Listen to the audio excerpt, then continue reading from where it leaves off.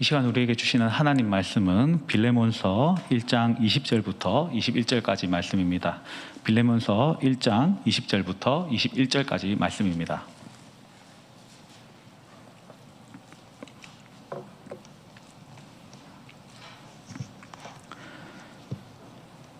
빌레몬서 1장 20절부터 21절까지 우리 한 목소리로 읽도록 하겠습니다. 시작. 오 형제여, 나로 주 안에서 너로 말미암아 기쁨을 얻게 하고 내 마음이 그리스도 안에서 평안하게 하라. 나는 내가 순종할 것을 확신함으로 내게 쓴노니 내가 말한 것보다 더 행할 줄을 아노라. 아멘. 예, 오후 예배 오신 여러분들을 환영합니다. 식사는 다 하시는지 잘 모르겠는데요. 우리 좌우에 계신 분에게 또 예배에 앞서서 우리 또 축복의 마음을 담아서 인사하면 좋겠습니다. 사랑하며 축복합니다. 예, 인사하시겠습니다. 예, 여러분 주님 안에서 사랑하며 축복합니다. 한 5년 전쯤이었던 것 같습니다.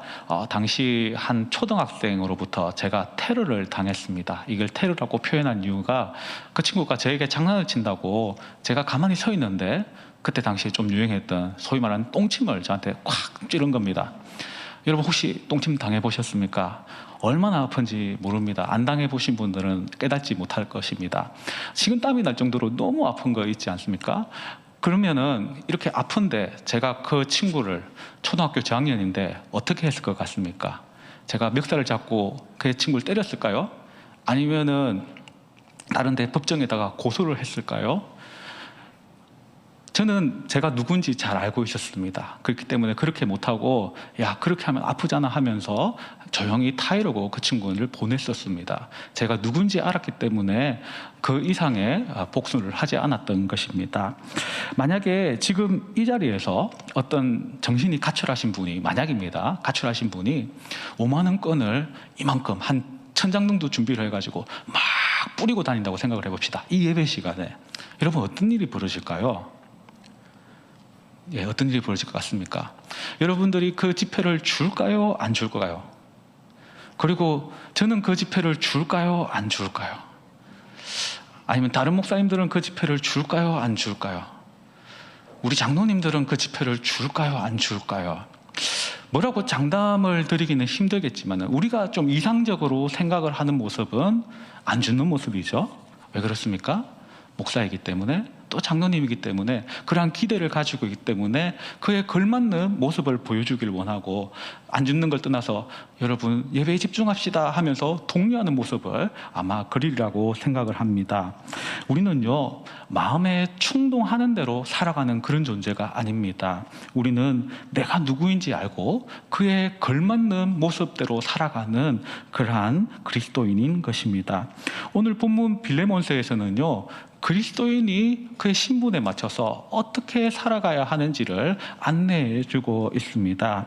오늘 빌레몬서는요 아주 짧은 성경책이죠. 그래서 잠시만 봐도 금방 한 장을 읽을 수 있는데 여러분 신약 성경에서 가장 짧은 성경책이 뭔지 아십니까?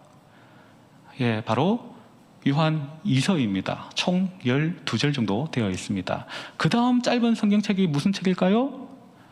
예, 빌레몬서가 아니라 요한 3서입니다. 예, 15절로 되어 있습니다.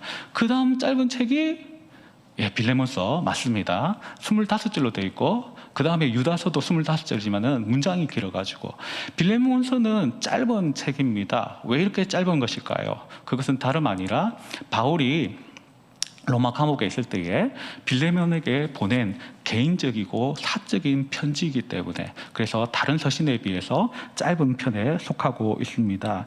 그렇다면은 이 빌레몬은 누구일까요? 빌레몬은 아마 사도 바울이 제3차 전도여행 때에 에베소에서 그 두란노 서원에서 복음을 전했는데 그때에 예수님을 영접한 사람으로 보입니다. 이 빌레몬은 이 본문을 전반적으로 읽어보았을 때에 부자인 것 같습니다. 왜냐하면 그의 가정에서 사람들이 모여서 예배를 드릴 수 있을 정도로 큰 집 또 부를 갖추고 있는 그런 사람이었기 때문입니다. 이 빌레몬에게는 종이 있었는데 또 특히 오시성을 가진 종이 있었습니다. 바로 오네시모라는 종이 있었습니다. 근데 이 오네시모가 이 빌레몬을 배신하고 멀리 도망쳐 버렸습니다. 얼마나 멀리 도망쳤는지 사도 바울이 있었던 로마에까지 도망치게 되었습니다. 그리고 그곳에서 오네시모는 이 바울을 만나게 됩니다. 그러면서 그의 인생이 뒤바뀌게 되었던 것이죠. 당시 바울은 감옥상일을 하고 있었습니다. 감금 생활을 하고 있었는데, 이것은 우리가 조선시대 때 귀양살이를 생각을 하면은 쉽게 납득이 될 것 같습니다. 귀양살이를 할 때에 제주도 같은 데 갇힌다 할지라도 그래도 그 동네 근처에서는 왔다 갔다 자유롭지 않습니까? 사도 바울이 그와 비슷한 생활을 했었던 것입니다. 그래서 다른 사람들이 자신을 만나는 것도 별로 제약이 없었고, 사람들을 자유롭게 교제할 수 있는 그런 환경을 가지고 있었습니다. 그 만남에서 이 오네시모는 바울을 만나고 거기에서 예수님을 영접하게 됩니다. 더 나아가서 이 오네시모는 바울의 동력자가 되어서 바울의 복음 전파를 위해서 힘써 돕는 그런 사람이 되었습니다. 그러던 어느 날이었습니다.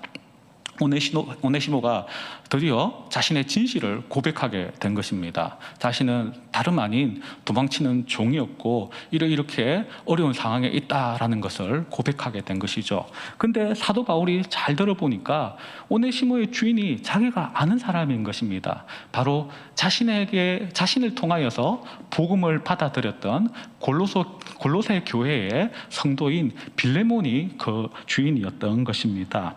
그래서 바울은요, 이 문제들을 원만하게 해결하고자 다시 오네시모를 주인에게 돌려보냅니다. 근데 그냥 돌려보내는 것이 아니라 이 오네시모를 대신해서 용서를 구하는 이 빌레몬서라는 편지를 적어서 오네시모 편에 들고 다시 돌려보냈던 것입니다. 그리고 오네시모 혼자 돌려보내면은 주인이 의심할 수 있잖아요. 그래서 자신의 동역자인 두기고에게 또 골로새 교회에 가는 편지를 들고 같이 갈 수 있도록 이렇게 배려를 해 주었습니다. 오네시모는 자신의 앞날을 가늠할 수 없었습니다. 비록 사도 바울이 보냈으니까 이제 순종하는 마음으로 가는데 아마 그의 가슴이 엄청나게 크게 쿵쾅거렸을 것입니다. 만약에 주인이 나를 용서하지 않으면 어떻게 되지? 하는 그런 두려움과 함께 말입니다. 이제 빌레몬과 오네시모의 극적인 만남이 일어나게 되었습니다. 빌레몬이 볼 때 오네시모는 어떤 사람입니까? 자신의 신의를 버리고 또 뿐만 아니라 자신의 재산까지 들고 도망친 나쁜 종입니다. 그 종이 자기의 눈앞에 다시 찾아왔을 때에 이 빌레몬은 어떤 마음이 들었을까요? 오네시모는 아마 주인을 만났을 때에 납작 엎드리면서 주인님 잘못했습니다 하면서 편지 하나를 이렇게 탁 들어 올렸을 겁니다. 그 편지는 다름 아닌 바울의 편지였는데, 이 바울의 편지 전반적으로 다 읽어보니까 결국에 하는 말은 뭐냐면은 용서해줘라, 이런 내용이었습니다. 이 편지를 읽었을 때에 이 빌레몬의 마음은 또한 어떠했을까요?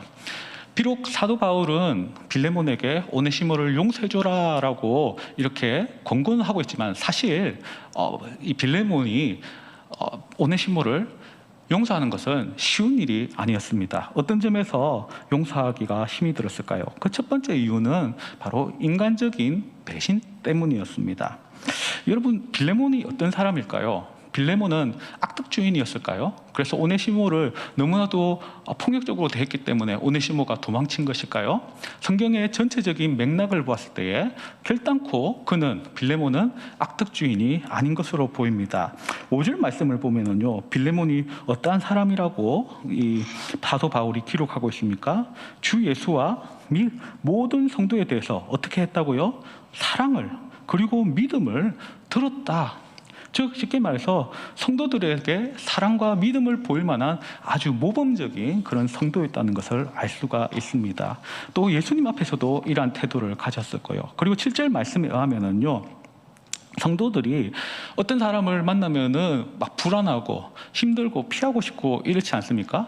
근데 또 어떤 사람을 만나면은 그 사람만 만나면 마음이 왠지 편안해지고 함께 있고 싶고 그런 사람 있지 않습니까? 바로 이 빌레몬이 그와 같은 사람이었습니다. 그래서 성도들의 마음이 너로 말미암아서 평안함을 얻었다라고 할 정도로 참 온유하고 사랑이 많고 또 정이 넘치는 그러한 사람이 바로 빌레몬이었던 것입니다. 얼마나 사랑이 큰지 이 바울이 오네시모를 위해서 용서를 구할 때 너 그렇게 좋은 성품 가지고 있지 않느냐, 그러니까 용서해라고 할 정도로 이 성품이 참 좋은 사람이었던 것입니다. 그러면은 오네시모에 대해서도 이 빌레몬은 친절을 했을까요? 아마 그럴 가능성이 아주 큽니다. 빌레몬이 최소한 개종을 했을 때에 오네시모도 같이 그리스도인이 되었을 가능성이 높은데요. 초대교회 당시에는 예배를 드릴 때에 가정집에서 모였습니다. 그리고 예배를 드릴 때 반드시 성례식을 이행을 했었는데요. 이 성찬식을 했었는데요. 성찬이라는 것은 예수님의 살과 피를 나누는 그런 예식이죠. 예수님을 기념하는 동시에 한 떡과 한 잔을 나눔으로 말미암아서 우리가 한 형제 자매다, 또 하나이다라는 것을 항상 되새기는 그러한 예식입니다.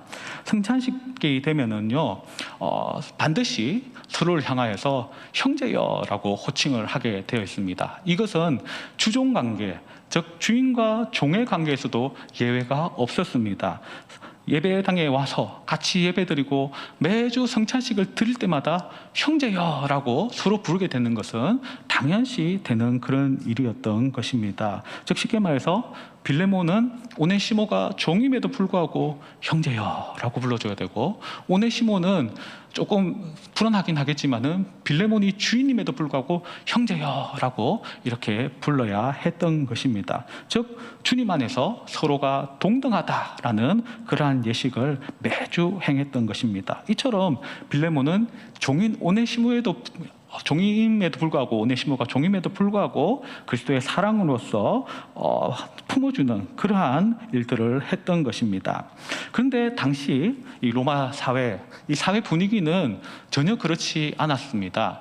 노예라는 것은 그저 말을 할 줄 아는 그러한 짐승일 뿐이었습니다. 단지 좀 비싼 짐승인 것이죠. 그래서 로마 당국에서는 노예에게는 절대로 친절을 베풀지 못하도록 했는데, 왜 그러냐면은 이 로마 사회가 노예 경제에 의해서 지탱이 되는 그런 사회였기 때문입니다. 만약에 노예들이 주인의 친절로 말미암아서 딴 마음을 푼다면은 로마 사회 전체가 붕괴될 수 있는 그런 위험이 있었습니다. 저에게 한 17년, 18년 정도 전의 일이었던 것 같은데요. 제가 선교 훈련차 이집트에 있은 적이 있습니다. 그때에 이집트 카이로에 있는 한인교회를 출석을 했었는데요. 그 교회에 출석하는 부부 집사님이 계셨습니다. 정말 온화하고 친절하고 참 좋은 분이었는데요. 그런데 그분들이 음식점을 경영을 했었습니다.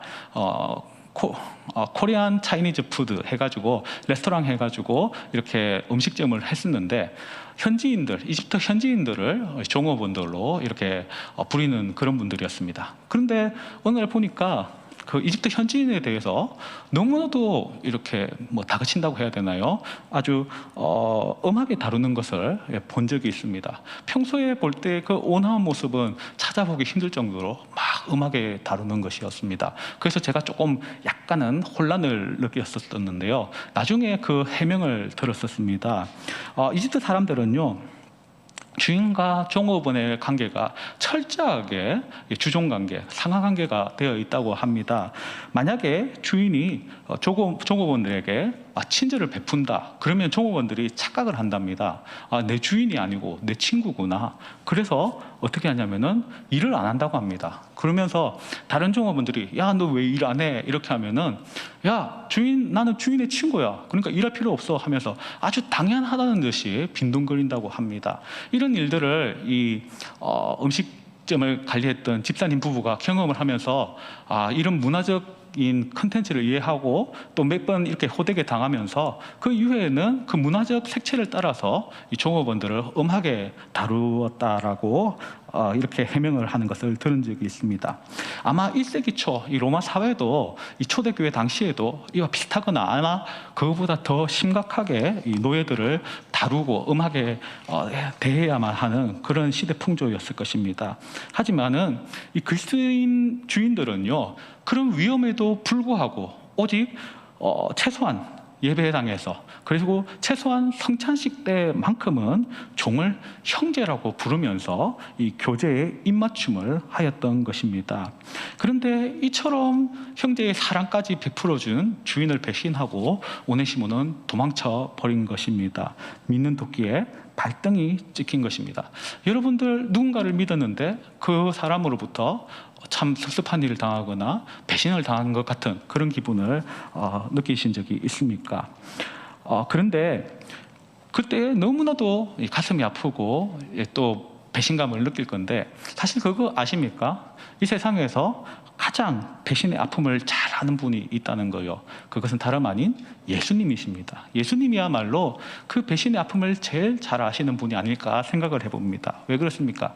예수님께서 공생애 동안 그처럼 사랑을 베푸시고 함께 해주시고 또 이끌어 나갔던 그의 제자 가룟 유다가 바로 다름 아닌 예수님을 십자가에 못 박는 그 일들에 팔아버리는 그런 범인이 되었던 것입니다. 얼마나 배신감을 느꼈을까요? 뿐만 아니라 자신이 가장 믿었던 수제자 베드로조차도 가장 어려울 때 함께 해주는 친구가 진짜 친구인데 자신을 배신하고 3번이나 자신을 모른다라고 부인을 하는데, 어떤 영화에서 보면은요, 베드로가 3번 딱 부인하고 딱 눈을 딱 돌이켰을 때에 그대로 예수님이 잡혀가는 예수님과 눈이 딱 마주치는 그런 장면도 나옵니다. 예수님이 그 장면을 본 것처럼 이렇게 묘사하는 것도 보았는데, 그때 예수님이 인간적으로 얼마나 섭섭을 했을까요? 그런데 그런 베드로라 할지라도 예수님은 용서하시고 다시 기회를 주시지 않았습니까? 뿐만 아니라 가룟 유다가 만약에 살아 있었다면은 그도 분명하게 우리 예수님께서는 용서하셨으리라고 믿습니다. 신의를 저버리는 인간적인 배신, 그럼에도 불구하고 우리 예수님께서는 용서하고 사랑하신 것입니다. 우리는 어떤 사람입니까? 바로 그리스도인입니다. 그리스도인이 누구입니까? 그리스도의 이름으로 살아가는 사람, 그리스도를 따라가는 그러한 사람입니다. 저는 그리스도인됨을 가장 잘 나타내는 것이, 세상과 구분되는 것이 그 중에 하나는 바로 용서의 자세를 가지는 것이 아닌가 생각을 해보게 됩니다. 용서야말로 예수님을 가장 닮아 있는 그러한 모습이기 때문입니다. 인간적인 배신 얼마나 쓰라립니까? 안 당해본 사람은 잘 모르리라고 생각합니다. 그러나 용서할 수 있는 우리가 되기를 축원합니다. 예수님이 우리를 오래 참으시고 용납하여 주신 것처럼 예수님처럼 용서할 수 있는 저와 여러분 복된 그리스도인 되기를 축원합니다. 두 번째로는요, 재산적인 손해를 입었기 때문에 용서하기가 쉽지 않았는데요. 빌레몬은 오네시모에게 큰 손해를 입었습니다. 당시 이 오네시모는 노예였습니다. 노예는 주인의 소유였는데요. 예수님이 은 얼마에 팔려나갔는지 혹시 기억을 하십니까?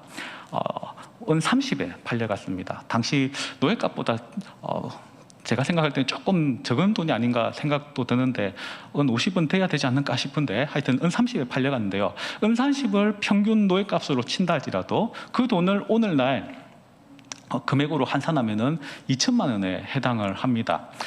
그러면은 오네시모 한 사람이 도망치면은 쉽게 말해서 여러분 자동차가 한 대 사라지는 거하고 비슷하다고 볼 수 있습니다. 그만큼 노예 한 사람이 도망침으로 금전적인 손해를 입는 것이죠. 근데 뿐만 아니라 오늘 본문을 보면은 오네시모는 그냥 도망간 것이 아니라 자신에게 친절을 베풀어 준 주인의 돈까지 훔쳐가지고 도망을 쳤습니다. 사실 아무리 좋은 사람이라 할지라도 자신에게 금전적인 피해를 주는 사람을 용서하는 거 결단코 쉽지 않을 것입니다. 혹시 이런 이야기 들어봤는지 모르겠습니다. 옛날에 한 농부가 있었는데요. 그 사람이 그리스도인이었습니다. 그 사람은 밭에서 농사를 짓는 사람인데 그 자기의 밭이 이 밭들이 청돌로 되어 있는데 맨 꼭대기에 있었습니다. 근데 부지런했기 때문에 밤새 물을 길어가지고 자기 밭에다가 물을 다 이렇게 다 채워 넣었습니다. 그리고 뿌듯해하면서 이제 쉬고 그 다음날 딱 남았는데 아니나 다를까 자기 밭에 물들이 다 빠져나가고 없는 것입니다. 이게 어떻게 된 일인가 막 원인을 살펴보니까 바로 자기 밭 밑에 있는 사람이 그 밭 주인이 얌체같이 수문을 착 열어가지고 그 물을 다 빼서 자기 밭에다가 공급을 해버린 겁니다. 그래서 이 주인이 얼마나 화가 났던지 이거 어떻게 할까 하다가 자기가 그리스도인인 것을 생각을 했습니다. 그래, 이번 한 번만 참자 하면서 다시 열심히 일해가지고 그날 밤에 또 물을 자기 밭에다가 다 채워 넣습니다.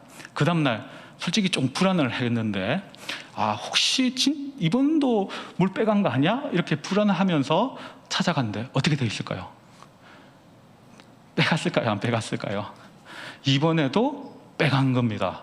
여러분, 이 정도 되면은 못 참지 않겠습니까? 어떻게 얌체가, 그런 얌체가 어디 있습니까? 물도둑 아니겠습니까?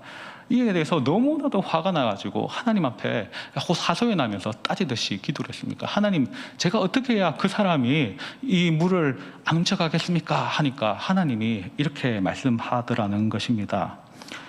아무개 밭에 물을 먼저 주고 네 밭에 물을 주라. 제가 하나님한테 이런 말 들었으면 저는 멘붕이 올 것 같습니다. 너무 당황스럽고, 솔직히 이제 이게 만들어낸 이야기인지는 잘 모르겠는데요. 사실 그리스도인에게 이러한 요구를 그리스도인이기 때문에 받는다고 할지라도 사실 이건 우리에게 너무나도 중한 짐이 될 수가 있습니다. 그리스도인의 용서의 한계가 얼마인가, 이런 것을 한번 생각을 해보게 되는 것 아닌가 싶습니다. 근데 예수님은 이렇게 말씀하시죠. 오른밤을 치면은 왼밤도 돌려대라라고 말씀합니다. 근데 사실은 우리는 어떻게 하고 싶습니까? 오른밤을 맞게 되면은 우리는 양밤을 날리고 싶은 그런 충동을 늘 가지고 살아가는 그러한 존재입니다. 우리가 만약에 농부라면은 이렇게 닥친 문제에 대해서 상대방의 밭에다가 이 물을 채워주고 내 밭에 물을 채우는 것보다는 사실상 달려가고 멱살 잡고 문제 해결하는 게 더 빠르다라고 생각을 할 수 있을 것 같습니다. 나에게 손해를 끼치는 사람 용서하는 거 결단코 쉽지 않은 것 같습니다. 그런데 우리는 기억해야 할 문제가 하나 있습니다. 그것은 바로 우리 스스로가 빚진 자인 것을 우리는 기억을 해야 하는 것입니다. 18절 말씀을 보게 되면요, 사도 바울은 오네시모가 끼쳤던 그 손에, 주인의 소유를 들고 도망을 쳤는데 그 소유에 대해서 그 손해에 대해서 자기 앞으로 계산하라고 이렇게 말씀한 다음에 19절 말씀을 보면은 나 바울이 친필로 쓰노니 내가 갚으려니와 라고 이렇게 표현을 하고 있습니다. 이때 바울이 친필로 썼다는 것은 일종의 이제 사인을 하는 것을 의미하는데요, 이게 보증을 의미를 하는 것입니다. 즉 빚을 대신 갚아주겠다, 계약서와 같은 그런 역할을 하는 것이죠. 이어서 사도 바울이 이야기하기를 네 자신이 내게 빚진 것은 내가 말하지 아니하노라 라고 하면서, 이 빌레몬이 부자이지 않습니까? 근데 사도 바울에게 무슨 빚을 지겠습니까? 그런데 그럼에도 불구하고 빌레몬 너도 나한테 빚 짓지 않느냐라고 이야기를 하는 것입니다. 빌레몬은 사도 바울에게 도대체 무슨 빚을 진 것일까요? 그것은 다름 아닌 복음의 빚을 지었던 것입니다. 바로 생명의 빚, 영생의 빚을 진 것입니다. 빌레몬은 사도 바울의 전도를 받아서 예수님을 믿은 사람이기 때문입니다. 그리고 이 복음의 빚의 의미는 사도 바울이 어쩔 수 없이 이야기를 꺼내긴 했지만 스스로도 잘 아는 그런 내용입니다. 왜냐하면 사도 바울도 정말로 빚진 자이기 때문에 그렇습니다. 이전에는 비방자요, 박해자요, 폭행자였던 그가 오로지 예수님의 철저한 은혜로 말미암아서 그리스도인이 되었고 생명을 얻는 그런 자가 되지 않았습니까? 그래서 자신이 복음의 빚진 자라는 것을 늘 잘 알고 있었던 것입니다. 그런데 이 빚은 바울만 진 것일까요? 빌레몬만 진 것일까요? 그렇지 않습니다. 우리 모두가 빚진 자인 것입니다. 우리가 그리스도인 이상 우리는 그리스도의 사랑의 빚을 안고 살아가는 사람들입니다. 여러분, 1만 달란트 빚진 자 비율을 여러분 아시려고 생각합니다. 여러분, 1만 달란트가 오늘날 돈으로 하면 얼마 정도 되는 줄 아십니까? 한 6조 정도 됩니다. 물가가 올라가지고 옛날에 3조였는데 지금 한 6조 정도 되는 것 같습니다. 이 1만 달란트 빚진 자가 임금에 의해서 탕감을 받고 이제 왕궁을 빠져나가는데 자신에게 돈 빌려갔던 사람, 안 갚았던 빚쟁이가 있는 것입니다. 그래서 그 사람 멱살을 잡고 돈 갚으라고 했는데 100데나리온 갚으라고 막 흔듭니다. 근데 100데나리온이 오늘날 돈으로 하면 한 1,000만 원 정도 됩니다.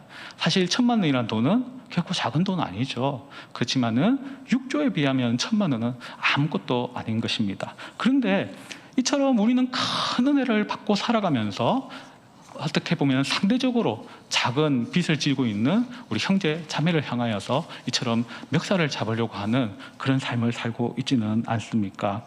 우리가 무엇보다도 예수님은요, 자신에게 해를 끼친 사람들에 대해서 예수님이 어떻게 태도를 가졌는지 우리는 기억을 할 필요가 있습니다. 예수님은 자신을 찌른 자들을 향하여서 어떻게 하셨습니까? 십자가 위에서 기도하셨습니다. 아버지요, 저들의 죄를 용서하여 주시옵소서. 저들이 하는 일을 알지 못합니다. 그런데 예수님이니까 하나님 아들이시니까 그렇게 한 거 아니에요 라고 우리는 핑계할 수 있을 것입니다. 그런데 예수님만 그렇게 한 것이 아닙니다. 스데반 집사님도 그렇게 하셨습니다. 주여, 이 죄를 저들에게 돌리지 마옵소서. 이제 누가 이런 일들을 해야 할까요? 바로 저와 여러분들이 해야 할 차례인 것입니다. 우리는 그리스도인이기 때문에, 그리스도를 따르고 그리스도를 본받아야 할 존재이기 때문에 예수님처럼 이러한 손해에도 불구하고 빚진 자의 그러한 정신들을 생각을 하면서 용서로 나아갈 수 있는 복된 그리스도인 되시기를 바랍니다. 마지막 세 번째입니다. 빌레몬은 사회 제도와 간섭 때문에 용서하기가 쉽지 않았습니다. 빌레몬이요, 살고 있던 그 사회 당시의 제도는요, 도망간 종이 잡혀오게 되면은 아주 무서운 엄벌에 처했습니다. 도망간 종이 다시는 도망을 못 치도록 아예 다리를 분질러 버려서 불구자로 만들어 버린다든지 심한 매질을 하곤 했었습니다. 또 수명이 단축될 정도로, 쉽게 말해서 엄청난 갈구는 거죠. 엄청나게 수명이 단축될 만큼 혹독하게 노동을 시킨다든지 심지어 죽일 수도 있었습니다. 또 그냥 죽이는 것, 곱게 죽이는 것이 아니라 심지어 십자가형까지 처할 수 있는 게 당시의 제도였습니다. 가장 관대한 것은 이런 것 다 버리고 시뻘겋게 해가지고 이마에다가 이렇게 도장을, 낙인을 찍는 것이었는데요. 라틴어로 도망자 첫 번째 글자가 F인데 이 F라는 글자를 새기는, 이게 제일 간대한 정도라고 합니다. 이렇게 하는 이유는 무엇일까요? 당시 노예 제도를 유지를 할 때에 노예에게 이러한 징계를 내림으로 말미암아서 도망친 그 노예에 대해서는 징계의 효과를 주는 동시에 다른 노예들에게 도망갈 엄두를 주지 않는 그런 본보기 역할을 하기 위해서 이처럼 무시무시한 일들을 행했던 것입니다. 그런데 바울이 빌레몬에게 요구하는 것이 무엇입니까? 단순히 받아만 달라는 것이 아닙니다. 17절을 보시게 되면은 사도 바울이 빌레몬을 향하여서 동력자라고 불러주면서 오네시모를 누구처럼? 자신처럼 받아달라고 부탁을 하고 있습니다. 단순한 용서의 차원이 아니라 형제로서, 동력자로서 받아달라는 부탁입니다. 결국 이 말은 뭘까요? 빌레몬이 바울처럼 오네시모를 대한다는 것은 무엇을 의미하는 것일까요? 바울이 빌레몬의 종입니까? 노예입니까? 아니라는 것이죠. 쉽게 말해서 이에 대해서 학자들은요, 노예에서 해방시켜주는 것으로 풀이를 하고는 합니다. 거기다가 오늘 읽었던 21절 말씀에는 네가 순종할 줄 알겠다, 확신을 한다라면서 내가 말한 것보다 더 행할 줄 알겠다라면서 이렇게 압력을 가하는 것도 볼 수가 있습니다. 또 더 나아가서 22절을 보면은 오직 너는 나를 위하여 숙소를 마련하라고 합니다. 지금 사도 바울이 어디에 있죠? 로마에 있는 감옥에 있습니다. 근데 감옥에 있는데 나를 위해서 숙소를 너희가 준비하고 있어 라고 이렇게 부탁을 한다는 것은 무엇일까요? 나중에 내가 여기에서 출소하게 되면은 너네 집 방문해서 네가 용서했는지 안 했는지 확인하러 간다 하고 지금 겁을 주고 있는 것입니다. 일종의 엄포를 하고 있는 것입니다. 그러나 이 바울의 부탁은요, 당시 사회 제도를 봤을 때에 몇몇 문제를 야기시킬 수가 있었습니다. 일단은 자신의 노예들이 동요할 수가 있었습니다.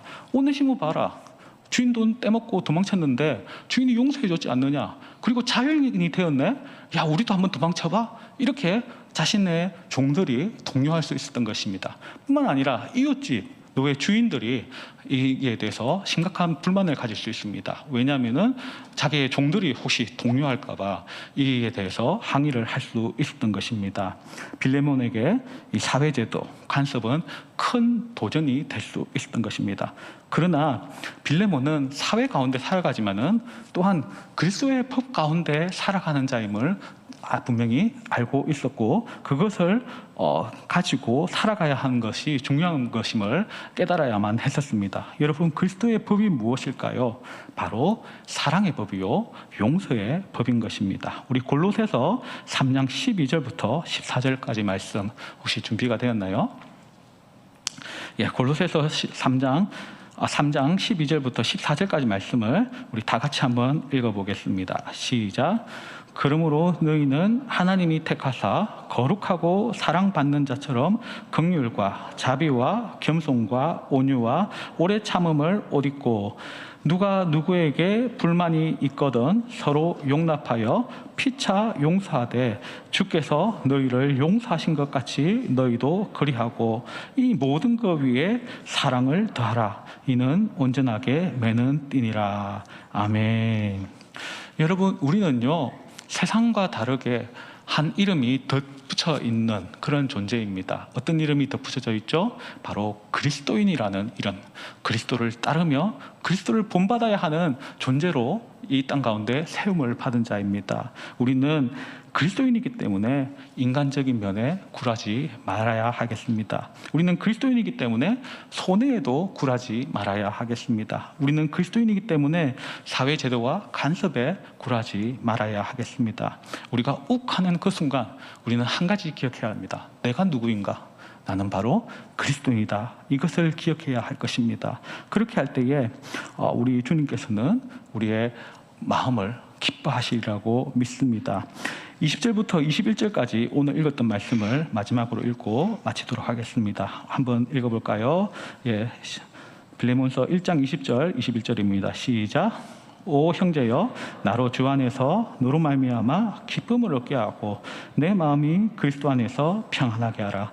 나는 내가 순종할 것을 확신함으로 내게 쓴노니 내가 말한 것보다 더 행할 줄을 아노라. 아멘. 이것이 바울이 빌레몬을 향하여서 간절하게 부탁하는 것이 없습니다. 아울러 오늘날 이 시대에는 우리 주님께서 우리를 향하여 이처럼 간곡하게 부탁을 하시면서 내가 너로 말미암아서 기쁨을 얻게 해줄래? 내가 너로 말미암아서 평안을 얻게 해줄래? 라고 말씀하고 있을 것입니다. 그리고 우리의 순종을 요구하실 것입니다. 우리는 마음의 충동대로 살아가는 자들이 아니라 그리스도인이라는 신분을 가지고 살아가는 존재입니다. 인간적인 이유 앞에서, 또 금전적이나 손해나 상처 앞에서, 사회제도와 간섭 앞에서 굴하는 자가 아닌 그리스도인이기 때문에 그리스도인으로서 참으로 주님이 기뻐하시는 용서를 택할 수 있는 복된 그리스도인 되기를 예수님의 이름으로 축원합니다. 우리 시간 함께 기도하시겠습니다. 귀하고 복되신 아버지 하나님, 참으로 감사합니다. 주님께서 참으로 우리를 위하여 순환을 당하신 그 날들이 다가오고 있는 이때에 우리가 그리스도의 고난을 더 깊이 묵상하게 하시고 예수님의 그 십자가의 발자취를 더욱더 따라가며 주님을 본받는 그런 자가 될 수 있도록 은혜를 베풀어 주시옵소서. 특별히 예수님의 십자가를 생각을 할 때에 우리를 향하신 그 용서의 손길을 기억하게 하여 주시옵시고, 내가 주님 앞에서 용서받은 자로서 또한 우리의 형제 자매를 향하여서, 우리 이웃을 향하여서, 우리에게 빚진 자들을 향하여서 용서의 손길을 내밀 수 있는 자들이 될 수 있도록 은혜를 베풀어 주시옵소서. 우리 인간적인 면에서 또 나에게 손해를 끼친 자라고 할지라도 사회 제도와 간섭이 뭐라고 하든지 간에 이것에 굴하는 자가 아니라 내가 그리스도인이라는 이름으로 살아가기 때문에 그리스도를 따르며 그리스도의 모습을 본받아야 하는 자로서 주님의 마음을 시원케 하기 위하여 힘들겠지만은 용서라는 단어를 선택할 수 있는 믿음을 허락하여 주시옵소서. 그럴 때에 우리 주님께서 참으로 우리로 말미암아서 기쁨을 얻으시고 우리로 말미암아 평안을 누리실 줄 믿습니다. 우리 주님의 마음을 기쁘시게 하는 주의 자녀들 될 수 있도록 은혜 베풀어 주시옵소서. 이 모든 것 예수님의 이름으로 기도합니다. 아멘.